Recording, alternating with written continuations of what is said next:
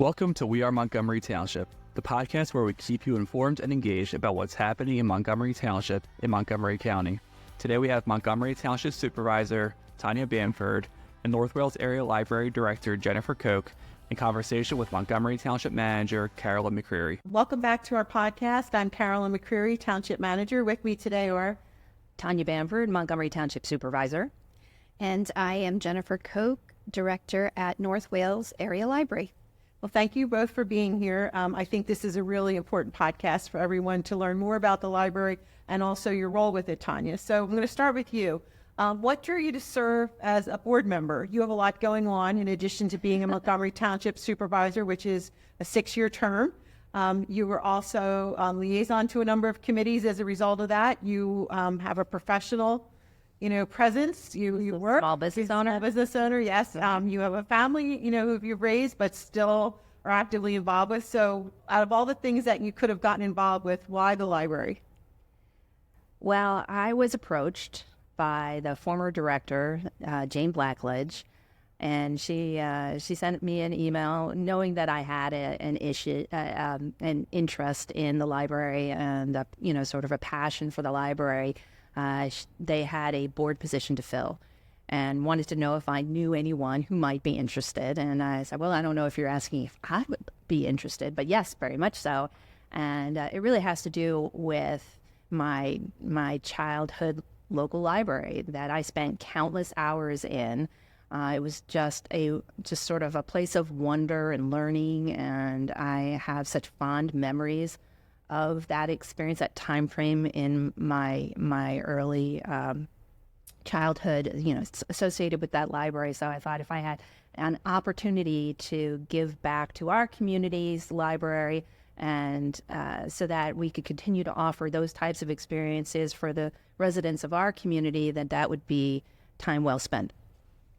So you go on to the board, and then Jane Blackledge announces her retirement. Yes. So surprise, surprise. As soon as I joined the board, they broke the news to me that Jane has announced her retirement. And there were some efforts that were underway to try to identify her replacement.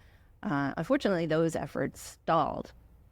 And, poor Jane, we appreciated her dedication. She said that she would stay on until we did find a replacement. But seeing that those efforts had stalled, I stepped forward to say that I'd be happy to contribute my know-how in this particular area, in the area of recruitment, to this effort. And with that offer, you ended up leading the search. Do you want to just talk a little bit about the process? Yes. So I will say, the board of directors for the North Wales Area Library, we're a very active working board.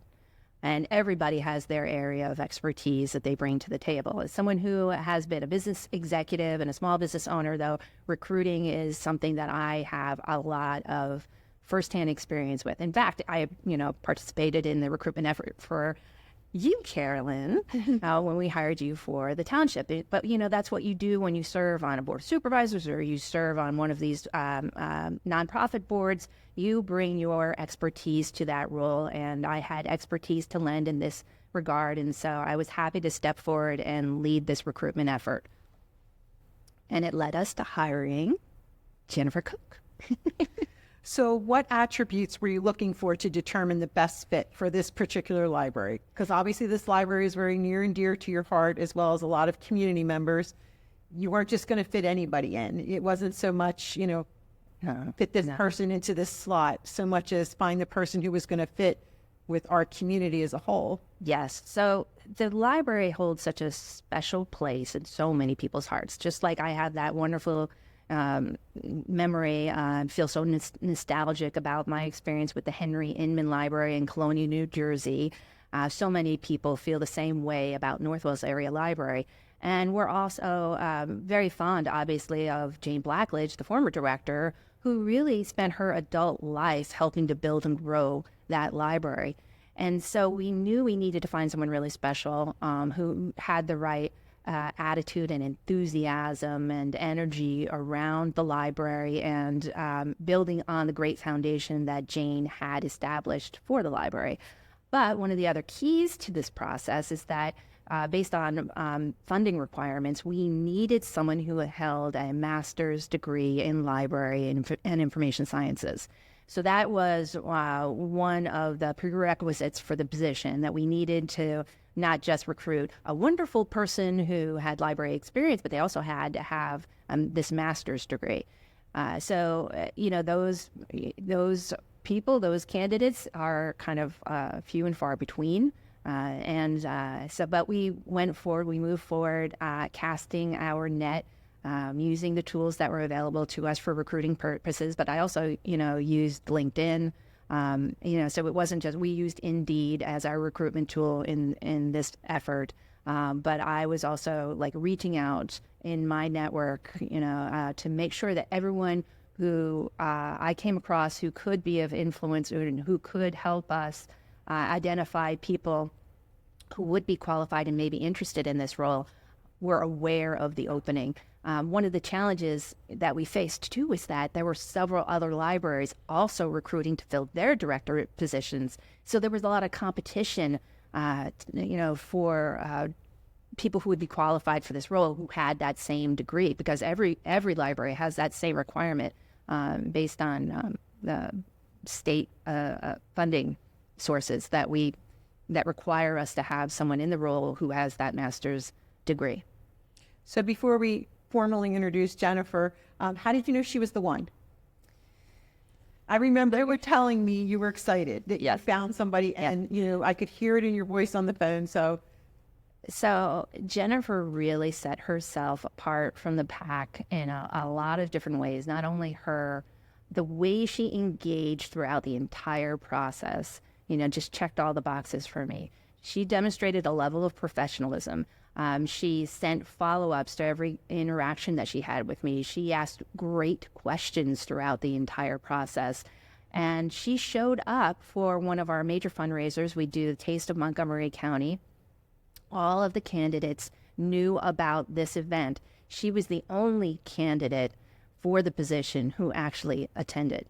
And that immediately gave her the opportunity to meet and engage with our board members. It really set her apart and differentiated her in a very positive way in our eyes. Excellent.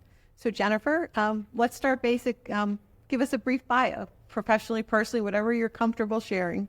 Well, thank you for having me here today and giving the North Wales Library this opportunity. I, from a very young age, was a voracious reader. My mother, I think, pushed me to reading so I'd leave her alone. So I learned to read, and everywhere I went, I would find books. And at a very young age, I would go into the libraries, our community libraries, and participate in their activities. As I got into middle school and high school, my first choice always was to work at the library, so I'd always have access to all the books and the newest books as they came in. If I had study hall, you could find me in the library. So it just instilled a love of reading for me, which I in turn did for my own children. They're all very avid readers. But I found solace and opportunity at the library because there were a lot of challenging things going on in my life. So I also found it as a safe space for me, which is one of the big things that we want to instill in the community today, is that it is a safe space. So my educational journey, I was a single mom. I have 10 children. 5 are mine and 5 are his. It was a very surprising at the event that they hosted for me, my introduction to the community.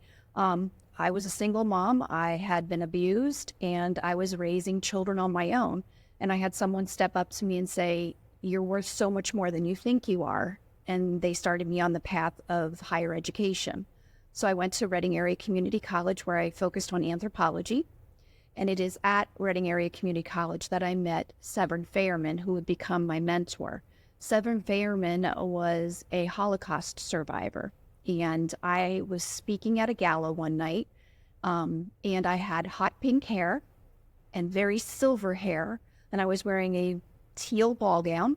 I was on the stage at their center, and I was speaking about my path to education, to higher education. And he walked up to me, little old man, the cutest little thing with his gray hair and his cane, walked up to me with his very young wife, and introduced himself and said, I will never again judge a book by its cover. And I was like, well, thank you. And he became a mentor. I ended up being very close to him and his wife and going to their house and him helping me through the process of applying for the grant that I got through Albright College. At Albright College, I received the Shirk Scholarship, which paid for most of my education there for those next 2 years.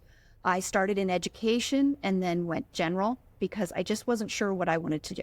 I had all the kids at home that I was taking care of, and I ended up deciding that I wanted to get my master's degree. I wanted to go back to what I really loved. My master's degree is library sciences with a focus on archival studies. So it has the information technology, it has the library, but it also has archival studies.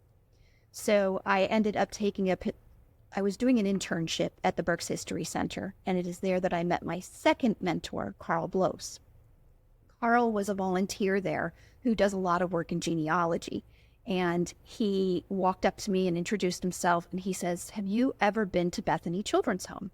And I said, no, I don't even know what that is.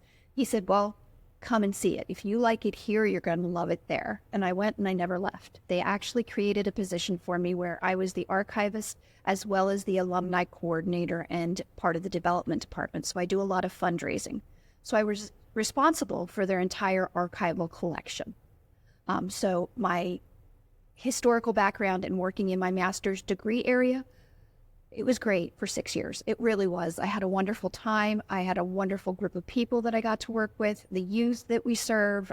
It was amazing. But my kids are older, and I felt that it was time to look elsewhere. And I really wanted to look at library sciences. I wanted to use my degree and get back to where I really felt immense love and where my heart was. And it just happened that the posting for North Wales came up, and Serendipity. it was so, and I didn't even think I was going to get through the first interview, let alone 3 of them. It's funny because that's how I felt about Montgomery Township. You know, there was a reason that came across my desk when it did. And I thought the same thing. Who am I to apply there? It's Montgomery Township. It's, and a number of people who I trusted came to me and said, you need to do this. And one in particular said to me, if you don't do it, I'm going to put one in for you. So I do believe in serendipity. I do believe. So, you do a professional reset. North Wales Library was an opportunity, but when you interviewed, what made you decide that that was really the fit for you? Because everybody thinks about you fitting in with the library, but how did the library fit with what you saw yourself doing? I wanted to move on and do something in my degree area. I wanted the opportunity to be more innovative and more creative in what I was doing. I felt that where I had been, I had hit the ceiling, that they were not going to push me to any other position. I was where they wanted me to be, where they created a position for me. And it was just time to move on. And when I interviewed with North Wales, I had done my research. I knew that they had the PA Forward, award. I knew that they were innovative and they were looking to the future. I also looked at it as an opportunity to look at where they might be lacking. From my position, I was walking into it for the first time. Who am I to tell them how they're lacking? But I wanted to look at other creative options that I could bring to the table. And when I went to that interview and sitting there and talking to everybody and just learning more about the library and seeing them nod along with, it felt like a fit. Everybody was so kind, so inviting. The library was just beautiful and so well maintained. Even meeting some of the people that I was meeting who are patrons as I was walking through on that first, walkthrough, and their honest joy at being in that facility. So it was from the get-go. I called my husband as soon as I left. The first interview was, and I'm an animal person, but I got out of my car and there was a fox walking across the street, and I'm like, oh, he's here for me. Oh, there's an animal. I was like, it's meant to be, because I love animals. But yeah. So I agree. I think it's a hidden gem in the community. The first time I walked in there, same thing. just the vibe that you feel, the enthusiasm of the children who were there, It's joyful. It is. And absolutely. That's the best word. It is a joyful place. It is refreshing to go in and see it. I was telling my adult daughters, who both are avid readers, about it, and they were reminiscing about the crinkling of the books, when you get them and they have that protective cover on there, and what a thrill it was to see children with their stack of books as well, walking out of there for the summer and taking books with them. So how long have you been with the library now? I am a little bit over 60 days. Wow. So how's the initial period been? I mean, I know it really is an initial period. Yes. I have been settling in pretty comfortably. I have been blessed with an amazing team. Jane really set me up for success as far as the team goes. They are all very creative, all very knowledgeable in their, skill set. I couldn't imagine being set up in a better way. The board of directors is very engaged, very involved. They want to see what's best for the library. So again, I am very blessed. That's the word I like to use for it. I have been learning about the nuances because, as I said, I came from a historical background. I have the degree, but there's a lot that I need to learn. And I've been picking up on it, doing some state grants and working with the state to make sure our paperwork is getting through in a timely manner, figuring out what we need to modify at the library because we were a little bit dated in some of our back office kind of things. So we've been taking care of that and reaching out to partner with different groups like North Wales Borough. We actually submitted a grant application for historical purposes because we both have a lot of historical items that should either be on display or placed into Past Perfect, which is a database for items like that people could search. Figuring out what programs we can bring and making sure that we are more inclusive. So it's been an exciting 60 days, I would say. Do you also have volunteers at the library? Lots. I would say right now we have about 10 volunteers that are regular volunteers, but then during the summer we have about 30 teen volunteers. And something that we did with our teens this year, not that they just come in and do things at the library and keep us running on a daily basis, we decided that we would take one of our college students and put her in charge of our teen volunteers. And they are running their own fundraiser, whether the fundraiser is for the infrastructure or whether it is for Joy of Socks. We gave them two choices. And they are figuring out how to raise funds. They did their own flyers and they're getting it out into the community to see how they can help the library, remain strong for the community. And later this month, we are having a celebration for them where we're going to give them a certificate to thank them for their participation over the summer and hope that they're going to come back next year. It's really impressive when you come across teens and college-age students who just rise. Like we have a summer camp going on right now, Kids University, and we are thrilled with their enthusiasm, their commitment. A lot of them want to come back next year, which is great for the kids who are going to attend because they're going to have that continuity as well. It's 8 weeks long. It's really important that we get the right people there. So any surprises in your first 60 days? Obviously you did your homework. We all, yes, anybody who's worth their weight does their homework on a new position, on a new, place of employment, but still things come up. I think the biggest surprise for me was how genuinely wonderful my team is. I have to say that, and how engaged the board of directors is. But I have learned very quickly that there are two contrasting views of the library. One of those views is that they don't have any value in the modern world. They're going to disappear. And then the other one is very far from that, is they're going to be there forever. And, they are state funded and, they'll take care of themselves. And what I am seeing is that misconception either way is to make sure that there is funding, because the library is funded. We get money from the state and from our townships, which is wonderful. But we also depend on so much more than that, because like right now in the library, we're facing end of life on our HVAC unit, on some of our software, on our phones. And on our AV equipment in the back room because it's been there since 2009. And although we've taken care of it as prescribed, the fact is that things will start to fail. So we have to get a new server. We have to upgrade our software. We have to upgrade our HVAC system. I know some of this is sounding very familiar to you, Carolyn, because a lot of the things that you encountered when you took over as the township manager are the same issues that Jennifer has encountered, and myself too. You know, I've only been on the board for a year, but there historically has not been planning for these replenishments, for like capital projects. We do have a really wonderful, active, and engaged board, but I do feel as if some of our, past activities have been sort of focused on the near term, not on the long term. And so there's a lot of ground to be gained.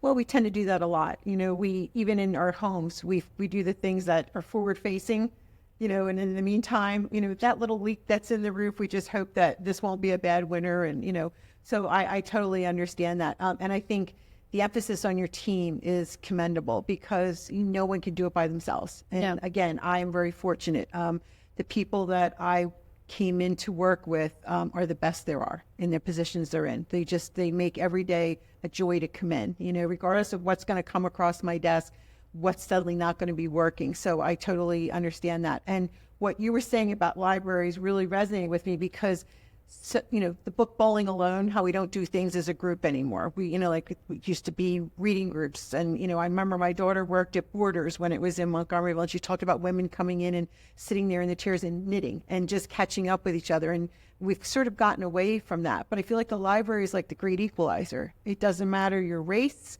your ethnicity, your background, your education, your reading level. There's something there for everyone. And the fact that you're there and the size that you are, the resources that are available to people, it's why I felt this was really important to talk about so that people go there and understand. And a good problem would be to say, wow, we're packed. We need to bring somebody else on, for this shift or something.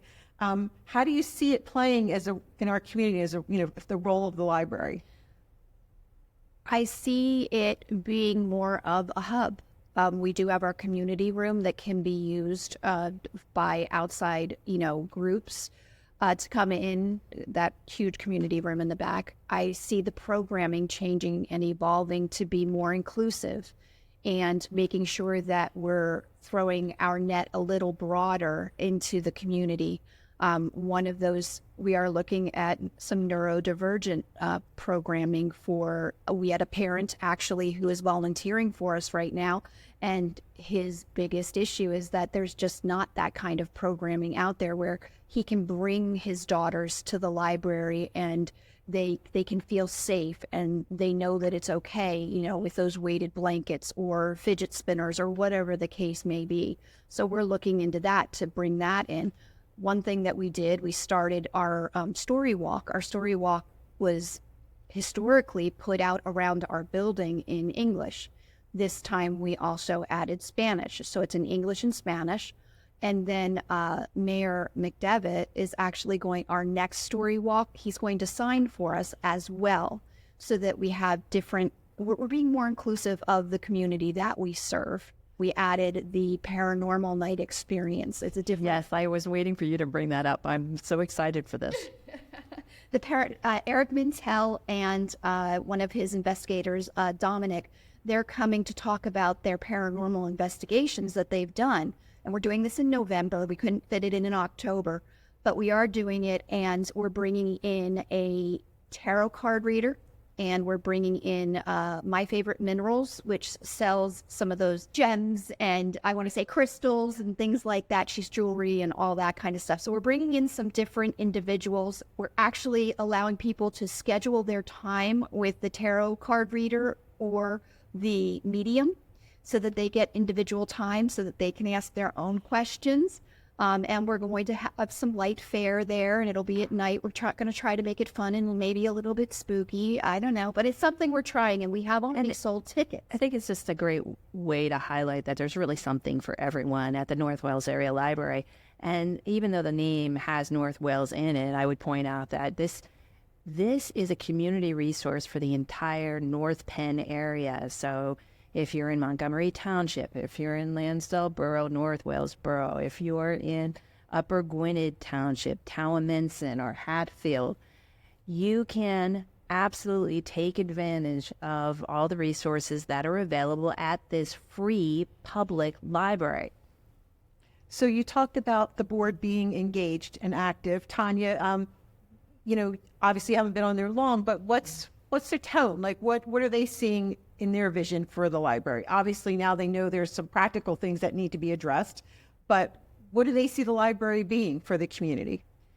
I think they want to encourage, we want to encourage the community to rediscover the library, because I think you're right. The trend, especially enhanced by COVID, has been to do things more sort of in isolation. But now the community can gather again, and this is an incredible resource for the community. So we just really want to encourage everyone to, come back and explore all of the opportunities that are available at the library, because there's something for every age, for every segment of the population, and in particular, like there are so many educational opportunities, things for you can learn new skill sets that are going to enhance your employment opportunities. Make you a more marketable person. There are so many different opportunities that are available at the library. And if you're a homemaker, or if you're retired and you're looking to get a little more engaged or involved, there are things like the cookbook club. It's not just a book club, it's a cookbook club where you actually explore a recipe that's in a cookbook that's available through the library, and everybody gets together and makes a dish from the cookbook, and you all sample it together. And sometimes they'll even do sort of field trips out into the community at local restaurants who host a meeting of the cookbook club.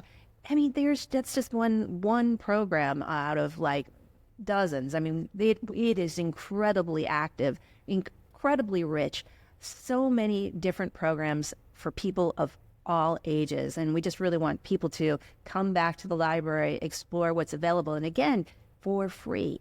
Not much of it is available for free. Yeah, I would say 85% of the programming that we offer is free. There are those rare instances, like we have a special art teacher coming in this week and next week, that we had to pay for his time.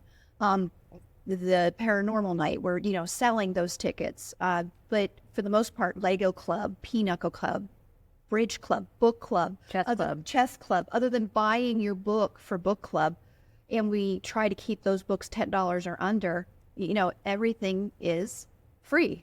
Today we had a therapy dog. On Tuesdays and Thursdays, we have a therapy dog. And Candy was there today, and the children sit and read with our therapy dog. And it's a wonderful activity. Yes, I was rolling around on the floor before I came here today because I just love our therapy dog.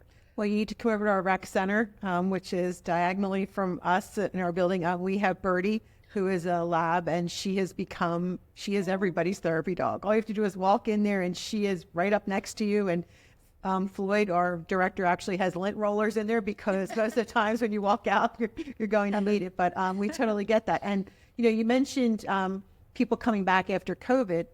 In my experience, the libraries were very innovative during the pandemic. Yes. The library I go to near my home actually had brown bags labeled. So if you loved mysteries, you didn't have to go. They didn't want you walking through the library. You just grabbed the bag, checked it out, and off you went with the books that were in there. And it was a crapshoot of what you were going to end up reading. But they were by genre, or they were by author. And I thought, what a great way, and especially at a time where people were supposed to be isolating, not by choice, but to still feel engaged, to pick up a good book and get immersed in that. Yes, the library was an incredible resource through that entire process. But now that people can get back together again safely, we just really want to encourage people, like, come on out. There's so much to do, to experience, and it's, again, much of it is available free of charge. So if there's any level of interest that you have in any regard, you want to learn more about gardening, you want to, green up that thumb of yours. We have a garden club. There's a garden club for members. Yes. So there's so much to do and explore, and that will enrich your life. And so it's something that I'm so happy that I got more engaged and involved in. It's well worth the investment of my time and talent, and donations too, because we can't emphasize enough. This is a nonprofit organization, partially funded through the municipalities and the state, but only partially. I was going to ask you about that. So one of the things I hear from people is when they make donations, they want to know where the money's going. And I always say, well, what better way than to support something local? I'm not saying national charities and worldwide charities don't have their place, but if you really want to know, how do people get more information if they want to make a donation to the library? What's the best way? They can call, they can speak to me, they can email, or they can go on our website. Right now, we switched over to a new donor platform called Give Butter.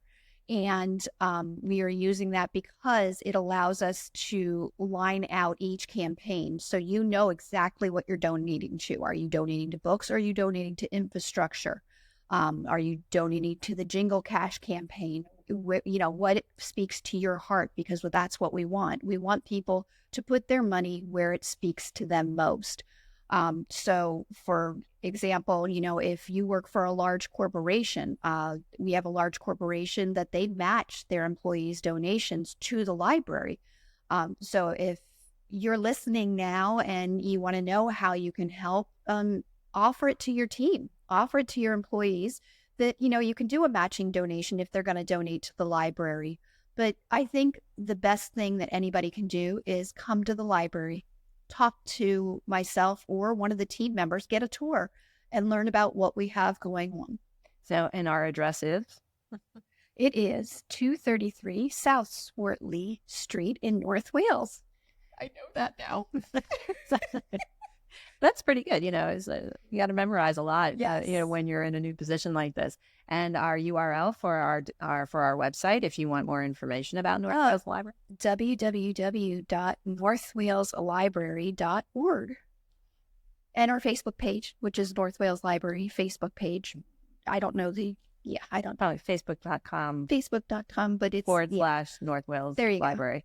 Go. We do have a lot of events coming up. One that we brought, and I'm really, really excited about, is Voter Registration Day. Nonpartisan Voter Registration Day. We will be a site where people can come register to vote. But we wanted to make this even more fun for our mini philanthropists out there, because we thought children can learn how to donate and children can learn a little bit about their civic duty. So starting today at the library, we have bins for potential electees of a vice president for our library. So the kids can come in and drop their jingle donation in the bins. We're also putting them at 2 of the area pools so that we can get more involvement, and 1 restaurant. So the 4 candidates are the Grinch, Fancy Nancy, Pigeon, or Pete the Cat. And they will be serving their term with Barry the Cat. Oh. He is the president, and we will get a vice president. We are even on voter registration day. The kids can come in. We'll have a mini voting booth for them. We're going to have them get their own voter registration card and learn the process. So we're really excited about that. That's wonderful. There's nothing better than going to vote and seeing parents bringing their children out to experience it with them. Agreed. So in closing, let's talk a little bit about the future. Let's talk about the challenges that you think North Wales Area Library is going to be facing. So the greatest challenge is fundraising. That's one of the other things that set Jennifer apart from the other candidates was her background and experience around development and grant applications and applying for grants. So the more support that the community can give with personal donations and with helping us to identify grant opportunities, in order to grow the library and offer more services, because again, we want to be more inclusive, but that also necessitates having the personnel in place in order to expand those programs. So in order to grow from where we are currently today, we need more financial resources to do so. And just like other businesses are experiencing in the community right now, expenses are increasing for the library as well. So we have to have a corresponding increase, of course, then in funding to help us continue to thrive and grow. So fundraising is our biggest priority right now because we won't be able to continue to be the wonderful resource that we are for the community or expand further without more funds to do so. Yes, and we're facing that right now. We have people coming in asking us why we don't do this or that. And it simply is because we don't have the staffing.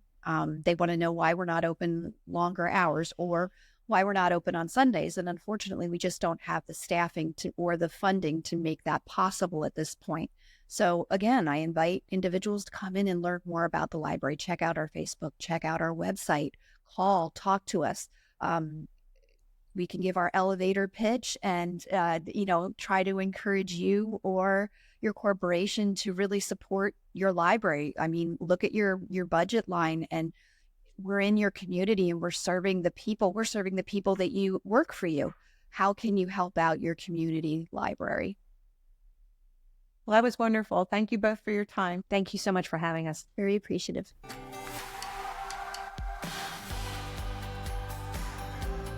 Thanks for listening to the We Are Montgomery Township podcast. Be sure to subscribe to this podcast and follow Montgomery Township on Facebook, Instagram, and LinkedIn at MontTWP. Our display name is Montgomery Township, PA. Until next time, we are Montgomery Township.